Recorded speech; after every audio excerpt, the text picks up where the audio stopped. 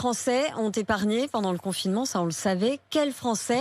Eh bien, les plus riches, les 2/3 de l'argent mis de côté depuis le mois de mars sont détenus par les 20% des Français les plus aisés. Étude du Conseil d'analyse économique. Martin Cadoret. 10% des ménages les plus riches ont capté la moitié de l'épargne supplémentaire accumulée entre mars et août dernier, soit 25 sur 50 milliards d'euros.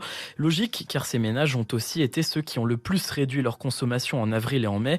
Ils dépensent principalement leur argent en voyage, en hôtellerie ou en culture, bref, tout ce qui a été limité par la pandémie. Le problème, c'est que non seulement cet argent n'a pas été consommé, mais il n'a pas non plus servi à financer les investissements du tissu productif et dort encore sur des comptes bancaires. À l'inverse, les 20% des ménages les moins riches ont vu leur épargne déjà très faible se réduire entre mars et août. Ils ont dû s'endetter pour acheter des produits de première nécessité, et ce malgré des mesures ciblées comme l'augmentation de 100 € de l'allocation de rentrée scolaire. Le Conseil d'analyse économique estime donc qu'un soutien beaucoup plus franc va très rapidement s'avérer nécessaire pour les plus modestes. L'État